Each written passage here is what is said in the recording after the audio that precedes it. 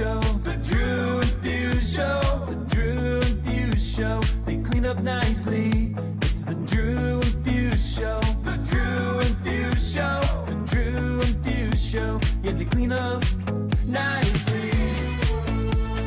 Yeah.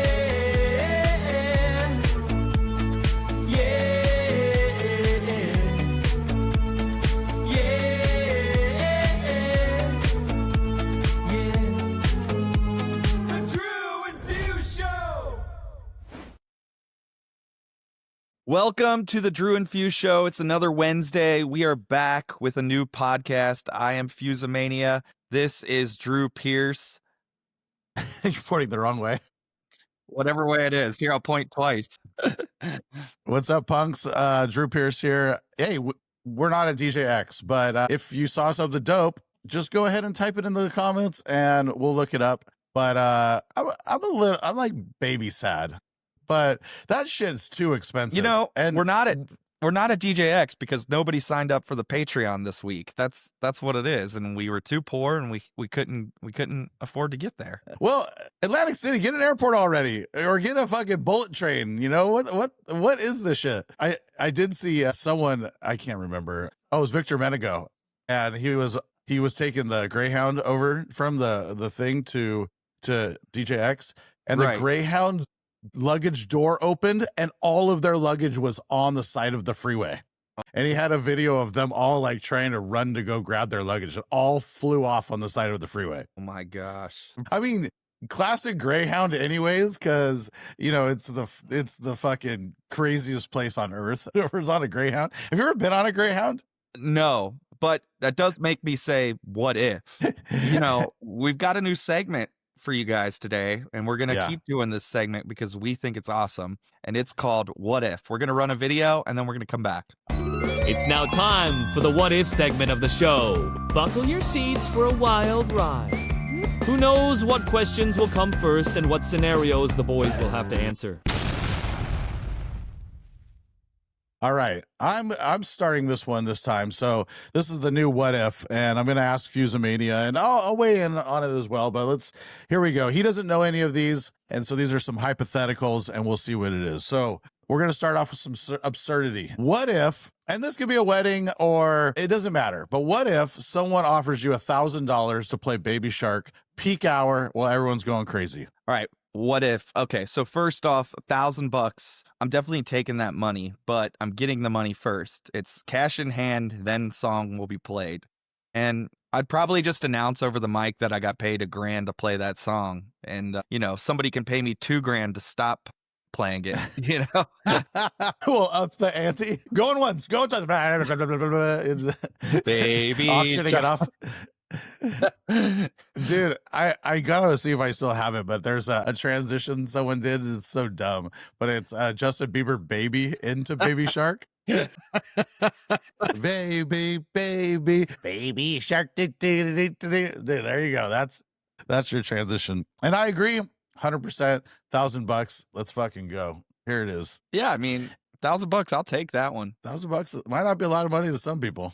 Yeah. But you have to announce it at that point. Yeah. Let us know in the comments if you are playing Baby Shark for $1,000 or if you're not, if you got too much pride. All right. Next one is, what if, this is again absurd, this is crazy talk. What if the headliner is replaced by an AI DJ, but the crowd loves it and you're going on next? There's on TikTok right now, there's this 𝐟𝐨𝐫𝐵𝐿 that is walking around all of the different areas, and I just saw him in Santa Monica, and he's just going around and just roasting people, and it was pretty funny. So what if he's up there, you know, and it's almost like a celebrity at that point, right? Right. Well, that one's a little tougher for me to answer, you know, because I've played and, you know, opened for DJs and had to go on after DJs many times. And like, try to burn me, bro. That's what I got to say to 𝐟𝐨𝐫𝐵𝐿. Try to burn me, AI. Go for it. Go for it, 𝐟𝐨𝐵𝐿. Yeah, try to burn me. We'll see what happens. I used to play a game back at Heat. I had a resident DJ and we'd go 1 for 1, and it was always like, all right, you know, let's see who could burn each other into the ground. I mean, even me and you have played this multiple times, but like, let's see who could burn you into the ground. And does keep you on your toes. You have to be paying attention, or because it doesn't work if you repeat songs, but Right. as long as you're paying attention, you know, and you don't forget what the other DJ played. It's a matter of like coming with the energy too. It really helps Right. you understand like the energy that you need to get to, or once a room is at, to keep it at, or Right. so. Yeah, try to burn me, AI. Let's go. Although the one DJ that we used to play that game for, he would fucking just come with my exact set from the last week that I came out of it. And so it was every week, like, I'm doing double the work and he's just copying me just to fuck with me. And that ain't right. You're right. But, for sure. All right. The headliner shows up blackout drunk and can't go on. You have 15 minutes to fill their time slot in a sold out club. What are you opening with? Do you have a set prepared? What are you doing? I mean, so that's like a loaded what if, because it's like, am I opening already too? Am I the guy that's already playing? Because if I'm the opener, I've already done the job of setting up the room for the headliner, and I'm not a shitty DJ, so I can just keep the night going and it's fine. I have plenty of like, you know, like things to do the headliner thing, you know, like the set starters or like whatever you will. So, you know, let's say I'm just there. If I'm just there and I have my computer and somebody else is opening, I would need like 5 or 10 minutes just to organize into the prepare folder, and I'd be good to go. If I'm opening, I'm already going to be good to go because I've already set myself up for success. I want to continue this question. It's not part of the what if, but I actually was thinking about this the other day. Both of us do the full night, right? Right. Do you set up, as being a resident, do you set yourself up like a similar opening set, and then you go in with the mindset of like, I'm going to start headlining right now, and you're like, oh, here's the timestamp for that. 11:30 is when a headliner would have come on, so I'm going to start going headliner right now? Or are you just like, because I think I tend to just, you know, fuck it. Like if the night's going, I'm like balls to the walls at 10, and then I might actually slow it down a little bit 11:30 to come back up at 12.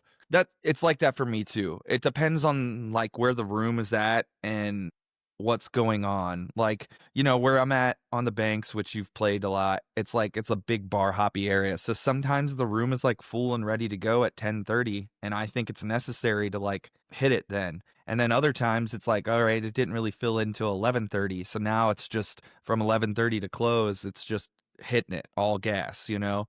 Right. Whereas like when it's like time to go at 10:30, it's like you kind of do have to make that roller coaster, you know? And it's like, well, you know, for the excitement of the downhill, you got to get them up the hill a little bit. And, you know, that's what DJing is and what good DJing is. It's like, I always tell people, sometimes I might play a song before another song that kind of lessens it because I want the more of the reaction from the next song. The impact. Yeah. Yeah, I used to do this club and we would have headliners, but the club was like bubbling at 9, you know? And so to just milk that room for 2 hours would have just cleared the club out, you know? And I've heard Vegas DJs talk about this. You just have to be all fucking in. And so that's why your bag has to be deeper. I mean, Warren always talked about that for XS. And, you know, I think Warren always said it best, you know, he would like go on and it would be gas, but then right before the DJ would come on, he would like bring it down, you know? And it's like, okay, the DJ's coming on in 15 minutes. So for this next 15, everybody's in the room, they're ready, they're not leaving. Now I'm going to bring it down, you know? Right. But if you are there early, at least pay attention to what the DJ played and don't replay shit just because it's on your list.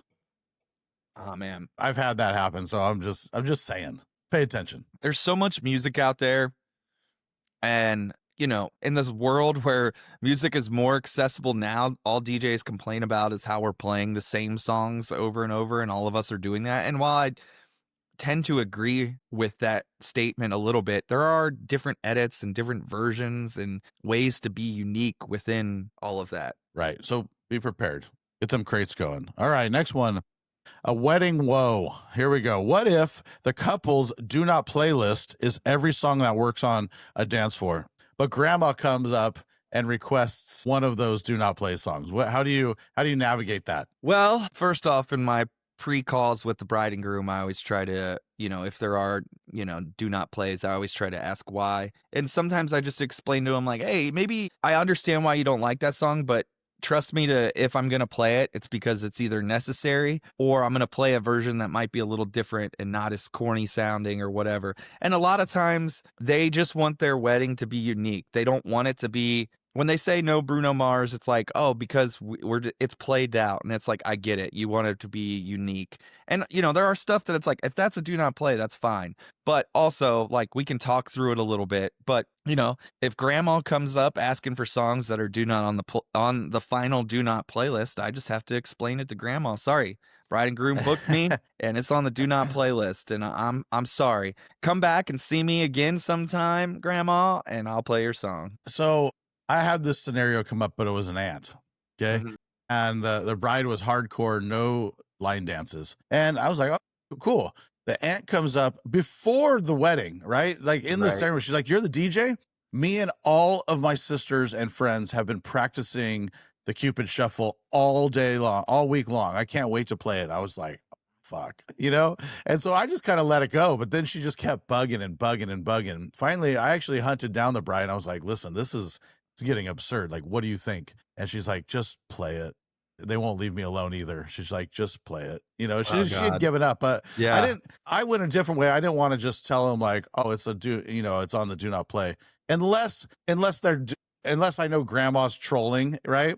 Yeah. Where she's like, they come up and they're like, well, the bride wants it. And you're Right. going, there's no fucking way bride wants Frank Sinatra right now, peak hour, grandma. Right. Fucking kick rocks. I think that just needs to be said that if you're a guest at a wedding and you're trying to dictate what happens, maybe you need to think about that a little bit more. Maybe we can clip That's that. on you. If you're a guest at a wedding and you're trying to dictate what actually happens at the wedding, get out of there. This ain't your wedding, and you're probably wearing white to piss the bride off or something. It always crazy that people want to try to like dictate what happens. Like, it's like, oh, you don't think that we've spent like a couple hours talking to the bride and groom beforehand on like their vision and like what they want? No, we just show up and play the music and don't talk to them at all. In fact, keep telling me your opinion. Right. All right. Next one is corporate curveballs. Here we go. What if the CEO insists on taking the mic and doing karaoke in the middle of your set? So that's one thing I always bring up on a call with whoever if it's a wedding, corporate, whatever, I go, unless it's on the list that somebody gets a microphone, nobody's getting a microphone. Nobody. But I this don't is care. the CEO. This is the CEO. It's on the list. All right. I can understand if it's on the list and the CEO is known to be a drunk. And they're just like, look, we're doing this for his protection. Right. I can see that, but maybe he's the same guy that slipped me $1,000 to play Baby Shark too. Probably is. Yeah, I guess that's It's a tough interesting. one for real. That's It a is tough a tough one because if it's like I own the fucking company, dickhead, like this wouldn't even be happening for me. I get it. Right. So Yeah, if it's the CEO, I'm probably playing it, and I'll just give him the mic. I'll play the original version, and I'll turn the mic low so he can, do the acting. Right. We almost It's need like- fake mics to hand out, right? That don't actually work. it's like when you're at the bar and club and you do announce like happy birthday so and so, and then you just get berated for 5 more minutes of people wanting their name. And like the first one you do it, you're like, everybody in here tonight, if you came with somebody and it's their birthday, make some noise. Happy birthday, Sharon. Make some noise for Sharon. And then by like the third one, I'm like, happy birthday, Brittany. Because like, like if it's not exciting anymore, people don't want it. By the second one, I'm saying, if you had a birthday in the last 21 years, fucking happy birthday. Right. You have to you have to like end it. There has Yeah. to, or it just keeps going. All right. Last I one. had someone, this was way earlier in my career where I finally had to let it go. Is this kid came up, he's like, can you announce on that I lost my wallet? And I did it because I'm an idiot. And then, it just ruined the club. And I'm like, oh my God, I fucking learned my lesson that time. No more, Right. Gotta learn sometime. What if the DJ before you closes with the exact same track you plan to play with? You have like this big intro that you planned, and what happens? What do you do? That kind of goes back to like what we've already answered, where it's like I'd be prepared to play something else. Like that's not like I'm gonna respect. Well, he might not even know. So, but like that doesn't really bother me. I would play something else. I had a really embarrassing time. He's like co-produces with David Guetta, and it's 𝐿 Girard or something like that. Right. And he's like a piano guy. Anyways, I was opening for him, and this was at the time like Swedish House Mafia 1 is like super old by this point, and I played it because it's like 12, right? I probably played it at like 11:45, and he just looked at me so mad. Well, that was his opening routine, and he brought a keyboard, and he was like gonna open like with him playing the whole thing. And I don't know, I was so fucking green, like I don't know what's going on. I didn't know who the fuck he was. Right. But yeah, he was fucking livid. Well, sometimes like in those situations, like I feel like it's your job to like also let it be known, like, hey, I do this routine. This is like my opener. I'm just letting you know because it's like a big moment, Again, it was early in my club career that I was like, oh, okay, I shouldn't be, I should have known this. I should have paid attention or done my research. So that was on me. All right. That's it. Short segment. Something fun. What Next one, we're running a new segment. Here's another one. And this is our hot takes segment. So here we go. Play that. Buckle up for the hot take segment. Hot take. If your DJ set is just Spotify on shuffle, congratulations. You're a bartender now. All right, you want to go with this one? All right. So in the hot takes, we're talking about social media and DJ routines and all of that. People are doing blends, they're doing stuff, and it goes viral on social media, right? The hot take, I guess, of the question is, do you own the blend? Do you own the routine? Yeah. Do you own the routine? Okay, and here's what I have to say. Back when in the AM days, before he passed, DJs had a lot more integrity than they do now. Like just overall, there were less DJs, and two, right. Like if you were the guy stealing people's routines, it's whack. But now everybody's stealing people's routines. It's just like Miley Cyrus party in the USA into Britney Spears. And the Britney song was on, and oh my God, he went into Britney Spears. No way, no fucking way. Like, I mean, you're not the only one with the creative idea, I think sometimes. And like, my hot take is like, just be a good DJ and, be yourself. And if you want to put routines out there for, to like blow up on social media, then you kind of have to take with what comes with that, and people are going to rip you off. Yeah. And I've been seeing it more and more, people come up with it, and then next thing you know, it's just being flooded on the internet. Yeah. I think there's a fine line on when you own it. Right. I don't think anyone owns any routines, period. The fine line happens when it does go crazy viral and it's attached to you, and, maybe an artist, is going with it. That said, you don't own any of it. You literally own none of it. Right. So just because you put some hip hop thing over something else you don't own it. It's plain and simple. But, I guess with that, you don't own it. If it goes viral, I can understand why you would want to have your name attached to it, because, maybe there's more stuff that's coming along with it. But as far as like just copying someone's routine and giving them credit, with the Britney Spears song is on or whatever, I see it happen with even Steve all the time. Someone will just rip off like one of his edits, and whether they play his pre-made segue or they decide to recreate it live. And the thing with Steve is he's such like an anomaly in sense of like, he's like, yeah, here's my routine. Here's how I do it. Go do it. Go do it. And Steve's attitude with it all is great. But it's more when people are like complaining, like, can you believe this guy stole my thing? It's like, well, of course he did. You put it out into the world to try to get like famous or to look what I'm doing, and somebody ripped it. Of course they did. Of course. But also, I believe in what goes around comes around. So if you're the guy that is stealing other people's routines and trying to make it as your own, like karma's gonna happen. Like just be a good person is like everything comes back to, and everything comes back to you. Yep. Yeah. Yep. If you just don't steal people's shit, come up with new stuff. What happened with the DJ community? Well, we're just a bunch of fucking ripoff artists. I mean, while on one hand we're sitting here going, it's okay, you don't own the idea, but at the other sense we're going, don't rip it off. But I just think that the DJ world in the last few years, it's become there's way more DJs and there's a lot less opportunity, or so DJs think. But really, you and I always say this. It's like there's so much work out there. It's fine, but just do you. Like if you're out there faking it all the time, eventually it's gonna fall short. Yeah. There is a thing, a line in the sand, I guess. I think it's just don't blatantly rip people off. That's whack. But if an artist is going to take it over, then maybe, I guess. But overall, it's still a basic, something super basic, and you own none of it. So to put your stamp on it, it's weird. You know, I've had edits or heard somebody else do something, and it's like it inspired me to make this. But like even so, when I've heard people do it, it's like I make it in a complete different way. I feel like where it's like I liked that idea, but it wasn't the right execution. And maybe it might just be for the way I play too. But, you know, anyway, I don't know. steal.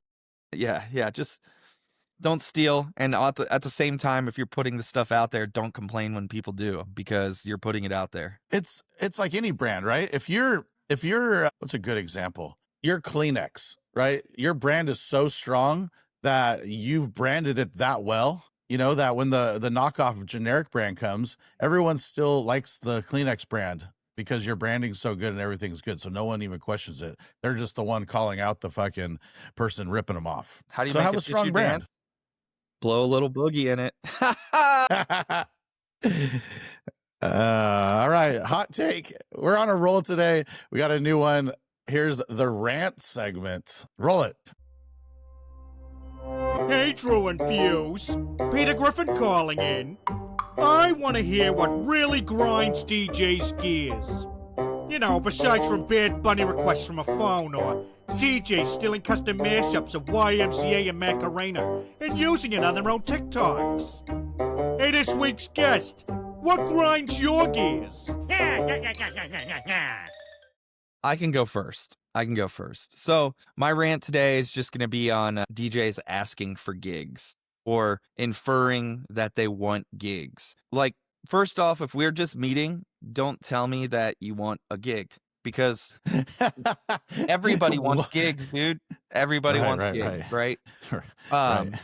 Especially like if I haven't heard you play, that's the other thing. It's almost just like a red flag right away, because you're asking me for a gig. I haven't heard you play. Also, I'm not booking a ton of gigs right now. Like in terms of like, I'm not the one with the gig. Can I maybe make something happen? Yeah, but I have to go out of my way to get somebody else to then go out of their way. And it's like, that's just not how it works. Every guy that has become a friend or a DJ friend of mine has showed up. They've done like kind of their part to get the next gig. It's like, well, this guy's been over here grinding out this other shitty gig. So like when that time comes, I'm going to throw him a bone or something, you know? And I would never go up to a DJ and be like, yo, so Spider, I saw you did that Netflix gig. Like, let me get that next Netflix gig. I was playing a couple weeks ago, and as two DJs came and they were hanging out, and all you got to do is come and hang out, high five, maybe give me a drink, right? You don't have to ask for anything. And it was like, hey, I'm trying to change it up. Can you got any gigs for me? And I'm like, I can get booked for me, but no one is just going to be like, oh, hey, random DJ that doesn't have any following or just is starting to come up. I'm not going to just push you into a gig, you know, just because I've met you a couple of times doesn't mean I'm just handing out gigs, or, you know, just come and hang out. Yeah. You don't need to elevator pitch me like the first 2 times I meet you, right? You know, about who you are. Just come and hang out. And then maybe after the 3rd time, I'm like, oh man, this person's nice. Like they haven't fucking tried to sell me. It's like you go into a department store. You want to be sold? I don't want to be sold on shit. The lady comes up. She's like, can I help you with anything? You're like, you can help me with going the fuck away so I can just walk around the store. Yeah, you know, and when they're like, if they do ask you, can I help you with anything? And you're like, no, I'm good. And they walk away. That's even better, because it's like, even better. They're like, okay, cool. Like, you're exactly right. It's like, I don't need to be sold. And like, duh, dude, like you're a DJ. Every DJ wants gigs. That's what we're here for, you know? But I think out of sight, out of mind. Be prevalent. Come hang out. right? And then one day, if I'm in a pinch and something comes up, it's like, oh yeah, the one dude that's all here all the time, or sent me some cool mashups or remixes, or just sent me shit that like is worthwhile. You know, Dude. not just like you're there requesting some whack shit the whole time and then asking for gigs, and I'm gonna go, no, their taste is bad. And like, too, there's like a pecking order of like kind of like chain. Like my homie Nick, that's open for you, Slick Nick here in town. Nick used to just come to Pavilion all the time and hang out and never ask for anything. And eventually a spot opened up to where it was like, hey, we need somebody, and I couldn't do it. And I was like, well, Nick's here all the time. Ask him to do it, you know? Yeah. And it's like, that's how it fell into place. It wasn't asking for gigs. It wasn't any of that. Well, everyone, you know, wants to, I guess some of us older DJs, we've worked so hard to do this. We did so many free gigs. We tried so hard. We actually loved it, and it was the passion. And so when people are trying to fucking, you know, jump over all the hard work and just want the handout right away, it's like, oh man, this is a long haul lifestyle. I can't just hand it out to you. You know? Yeah, totally. Anyway, my rant became some of your rant because of the shared passion. But I know you have another rant for us. So I do have another rant. Here's my rant is rookie DJs, party bus DJs, again, trying to be bigger than you are before you're ready. And, you know, this just happened to me this past weekend. Someone fucking went to the venue and wanted to basically play on a busy night, and I saw all their promo material. Now there's a promo video of them in the park on a picnic table playing on a little baby controller, right? And it's just a shaky, like, might as well be the Blair Witch Project camera with girls dancing. And okay, it's 100% the venue's problem. I'm blaming the venue for even not seeing that that's the wackest thing that they could possibly book, not having the red flag.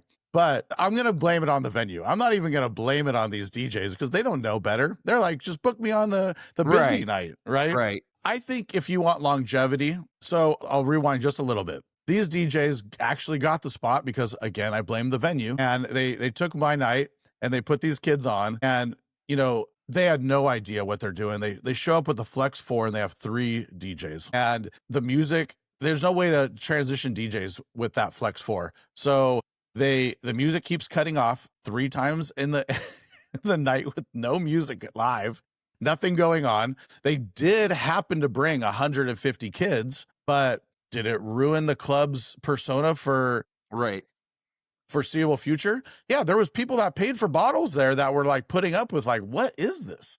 Right. Yeah, there's people here, but what is this club doing?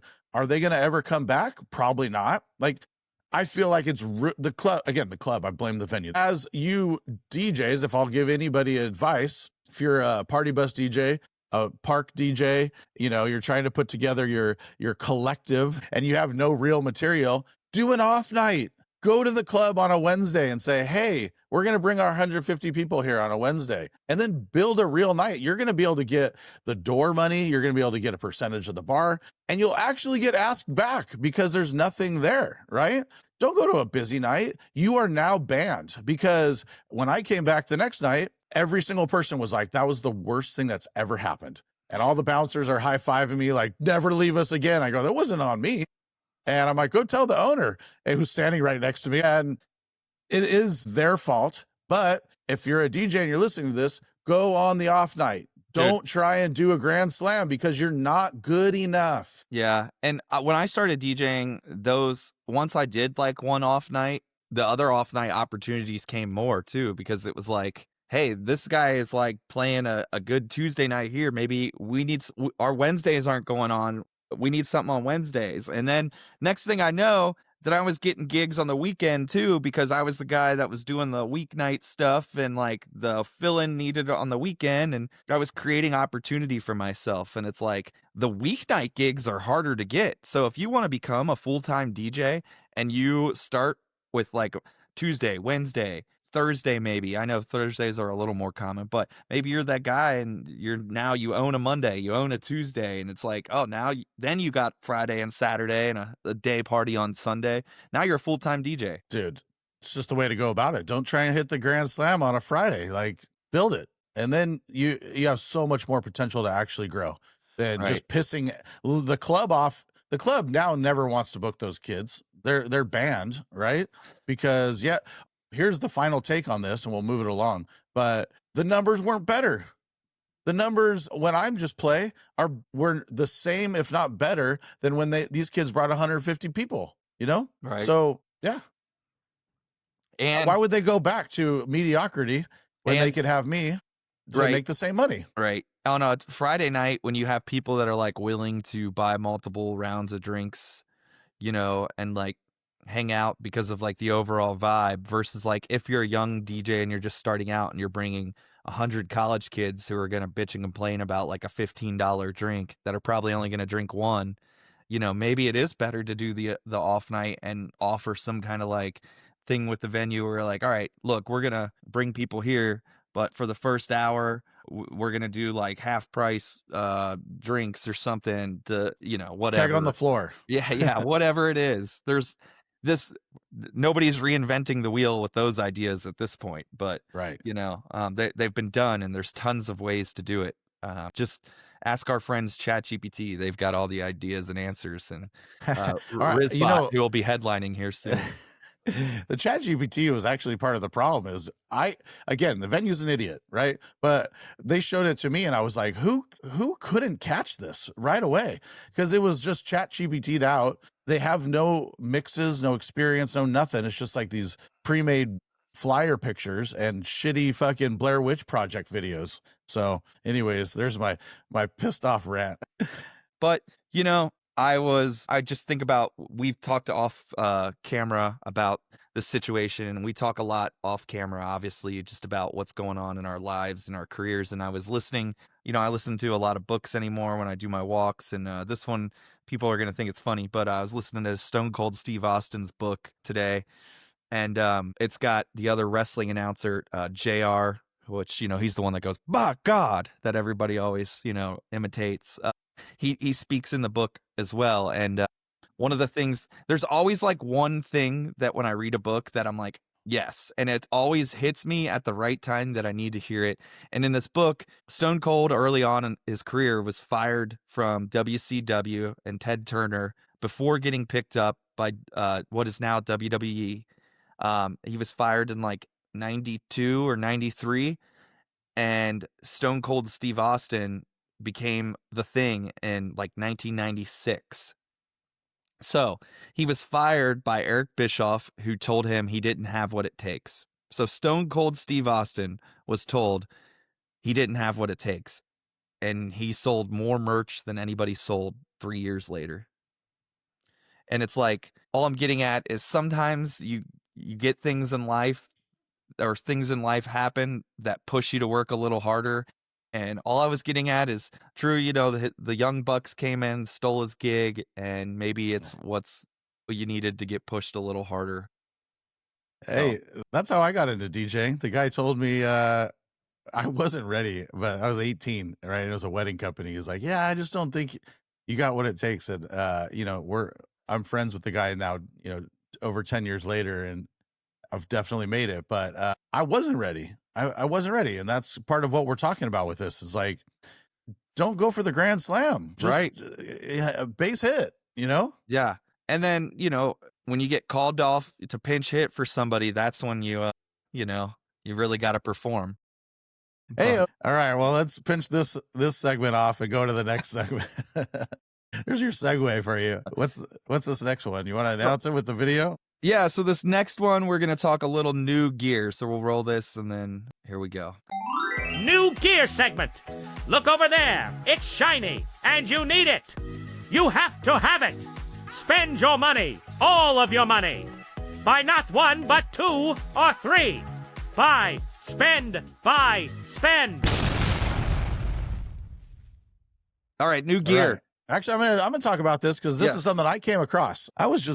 I watched too much YouTube, and I was digging around, and I'm always looking for just cool shit. And this DJ booth it seems to be like I want to say like kind of a knockoff of the Humpter booth.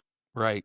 but it's $400 and it folds up. It's a folding, all white. I wish they had a black version, but it's an all white one right now. At least I haven't been able to find it, but it's the Equinox. What's the exact name for it? Equinox event booth. And yeah, there's some videos online. I found I found some links for it, and to purchase it was running about $400, and it looks dope. It's just a fold up table, really. That's kind of like a facade, but it's like sheet metal. So pretty dope. Something to look into. I know that you have that facade table booth, same as I do. And it's dope. It's just for basic things, It's not my main booth, but it's for basic. It's just replacing the 4-foot table. So this is great. $400. I think it's a great buy. I definitely want to try and reach out to them and see if we can get a black version. But no, pretty dope. Yeah, look it up.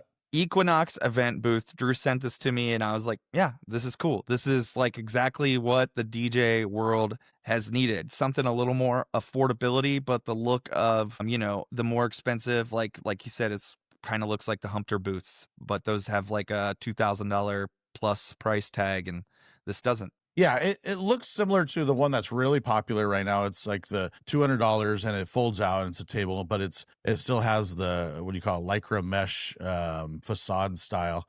This is at least more metal. It has just a little bit, it looks a little bit nicer for a couple extra bucks. So I really like that one. That's the one I found. You have any? I know DJX probably has a bunch of shit going on right now. So if you saw something you liked, throw it in the comments. And we're only not there because nobody subscribed to the Patreon this week. Not for the first week since we've started the Patreon, we got not one subscriber. So it was that $9.99 was the difference of us going or not. To this guy, are you out of your mind? 99, you out of your mind? Well, with that being said, though, one of the things we're going to talk a little bit about our weekend. And I want to talk a little sponsor thing real quick because I'm going to tie it into kind of our weekend.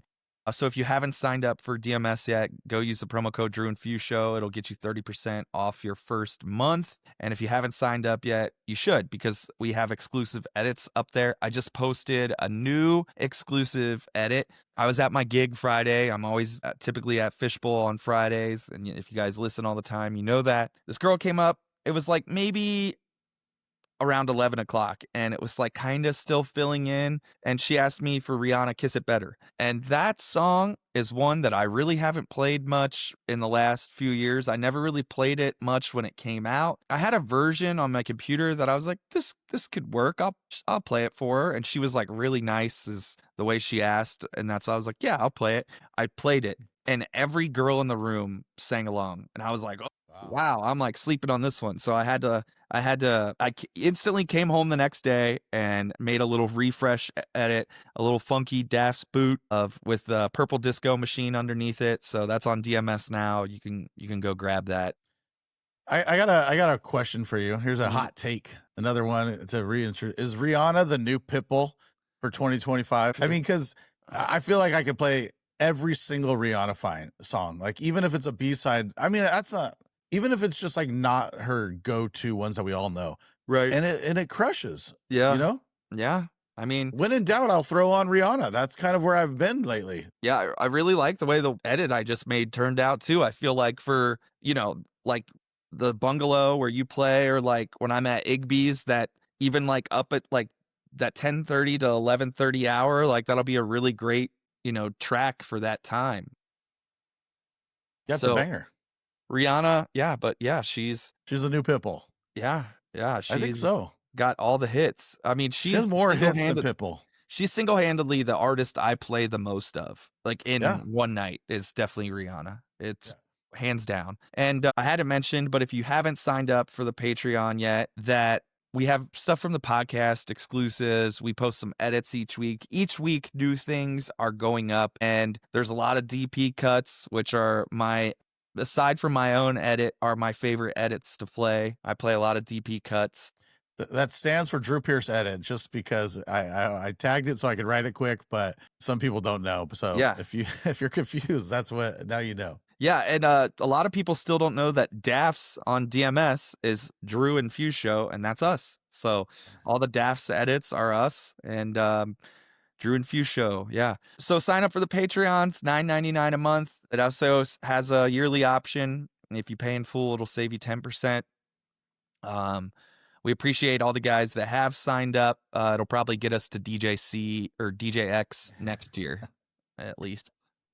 We'll see. We'll see. We'll But see. all right, so my going back to kind of talking about the weekends is I had a busy weekend.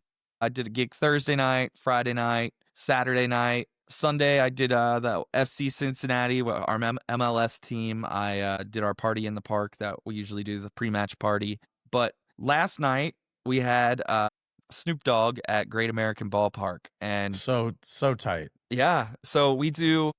so this is my 3rd year with the Reds and Snoop. So the Reds every year have done these post-game concerts, and there's typically 3 or 4 a year that they do a post-game concert. And the game ends, and like the Super Bowl, they have a production company that comes and sets up a stage in like 20 minutes. And then the artist comes out and they perform, I would say most of them average about 45 minutes to an hour. Snoop did like almost an hour and a half. The ones I've seen are usually like only 30 minutes. I mean, Right. I've been to a handful. I saw Florida at Angels Stadium one time, and he just banged out a couple of hits, but it was at most 40 minutes. But, I think it was like only 30 minutes. Yeah, yeah, typically it's like 45 minutes, the ones that we've had. And Yeah, okay. so And he did what, an hour and a half? yeah, it was like an hour and a half. It was, And he brought out guests. yeah, he brought out Corrupt, he brought out Warren G. I think I'm forgetting one, his DJ's Green Lantern. Oh, wow. That's dope. Yeah, he was full on Snoop Dogg though. There was no family friendly environment about that. It was kind of F-bombs, yeah. everything, all sexual endos, everything. The song "I Want to Love You," only the explicit version. Ain't no fun. Oh, I want to love you. I want to love you. I want to fuck you. Yeah. Dude, he did "It Ain't No Fun." I was like, no way this song is happening right now at the ballpark. I was like, this might be my favorite ballpark moment ever. The fact that he is doing "It Ain't No Fun" right now in the ballpark, and like they had a sold out crowd, right? Yeah, it was sold out on a Monday. And the PA announcer, came on throughout the night saying, post-game show with Snoop Dogg, the concert may not be suitable for, some guests, basically. They had like a PSA that, that basically was saying like, hey, if you're here with a kid and you don't want them to hear this. Yeah. Like read between the lines kind of thing, which Right. people just can't do these days.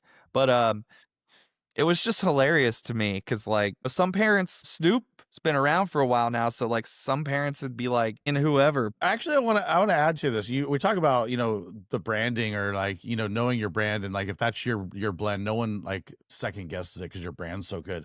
I mean, that's Snoop's brand. You told me you were going to have Snoop, and the first thing I said is, did he promise he's going to go clean? Like, because I wouldn't even think that. I wouldn't even want that. I would be pissed if I went there and he did a G-rated Snoop. Yeah, the show intro was like him sitting in the green room, like, and he just looks at the camera like, what's up, motherfuckers? It's Snoop Dogg. And he's like rolling a blunt. And he's like, if you're ready to party with Snoop Dogg tonight, make some noise. And then like, it's like something like that. And then basically he pops up on the stage and like, like it was just fully a Snoop Dogg ripping the show. Band-Aid off and let's go. Yeah. And that's branding done right. He's not this, he's not that. He's very much Snoop, and you're getting what you're getting. You're getting what you're getting. Yeah. I thought it was great. It was fun. He was highlights. like What were the highlights? Him doing "It Ain't No Fun" in the ballpark. It doesn't get better than that. It doesn't get better than that. He also did like a few covers. Like he did like a Biggie tribute where he did like a few Biggie songs and like rapped those. And then like he did Jump Around. He did California Love. It was more just like a party, but he was great. He sounded like really dialed in. Like when you see somebody and they're performing and they're like, oh, they know their voice. They Right. In the mix, he sounded good in the mix. I mean, it was as good as it gets, like in terms of that. I think I saw you were posting a bunch. Correct me if I'm wrong, but didn't he do California Girls too? Yeah, he Katy Perry? he did his verse on California Girls. Yeah. Wild. Yeah. My That's buddy wild. Nick that works, he loves Katy Perry. So as soon he was like, I'm just wanting him to do California Girls. And like, of God. all the Snoop songs, this guy All the wants Snoop songs. Yeah, he wants to hear the Katy Perry, which was cracking me up. So, uh, Rhyming bikinis with martinis. yeah, yeah. So I thought it was awesome, and just different too. A different, like years past since I've been there, they've had like Zach Brown Band, they've had like the Yacht Rock Review, they've had Zed, they've had Shaq. I'm trying to think. I know I'm missing but so they had Snoop. This is definitely like a little more out there for them, of going with it. An hour and a half for the price of a ticket is nuts for Snoop. I mean, Yeah. that's so dope. That's a full-blown concert. It was, yeah. The price of, I mean, you can get a cheap, I mean, I don't know if it was sold out, if it was $14 for the cheap seat, but you could. Yeah. I mean, I thought it was as good as it gets, especially the way they just do it. It's really impressive, because they sell like field passes. So you can pay a little. So you buy your ticket into the game. And if you want to go onto the field, you can buy an additional ticket that lets you like basically on as like a floor seat. And it's not that many that they sell. So like if you're out there, you're one of like maybe 500 to 1,000 people at most that get out there, and you're close at that point. So Right. And they roll out like beer booths out there onto the field too, so you can buy a beer on the field, and like it's impressive to watch them build and do what they do so quick after the game. And Right. because like the Super Bowl they do in like, what is it, like 10 minutes or something, not even. And it's Right. like, well, this they're doing even quicker, and that it was like a concert, it lasts longer. They've got the vendors down there. They got all this, stuff that they Yeah. roll out, and they got to put the stuff over the field so people don't ruin it. So it's impressive. Super dope experience, man. I'm bummed I missed it, but that's rad. We got Train Wednesday, so the demographic of Snoop to Train is quite different too. We're going to be meeting Virginia and drops of Jupiters. Well, we're gonna have a bunch of stuff up on the Patreon. If you haven't signed up for it, go do it. I got a bunch of DP cuts coming on there. There's all kinds of stuff. I have a video I'm planning here shortly. I finally have a time off, so I'm trying to record it this week. Hughes is gonna be out here next week. If you're in town, he's gonna be out here. We're hitting the Scam Summit. So California, SoCal, if you're girls. around, we're gonna be partying. California girls, bikinis, little weenies, Yeah. sipping martinis. Yeah. Did you have anything you wanted to highlight about your weekend or no? No? I just worked way too much. I mean, this weekend has been a whirlwind. I was in Phoenix, then I was in Vegas, came home, did a singles event at Bungalow, I picked up a last minute gig because the Party Best DJs took my shit. So went and did that. That was fine. It was fun. I did go over and see my friends at Heat Ultra Lounge, and the owner busted out my old resume from 2005, which was so funny to see. Just, it made me laugh because, one, I'm going, how do you still have this? This is 20 years ago, 20 years ago with a mix CD that I burned. And, it even just goes to show when it comes back to the Party Best DJs, right? It was ironic that he showed it to me, I guess, now that I'm looking hindsight, is I had a full resume. I had this whole story. I had a mix CD. I had all this stuff to show. It wasn't just a Blair Witch Project shaky cam from the park. It was actual real shit. And, I got the job, and look, I'm still there 20 years later. I built a real relationship with them, and it wasn't a bad experience out the gate. So that was really, really cool to see. And even just reading some of it was like, oh man, this is funny. Right.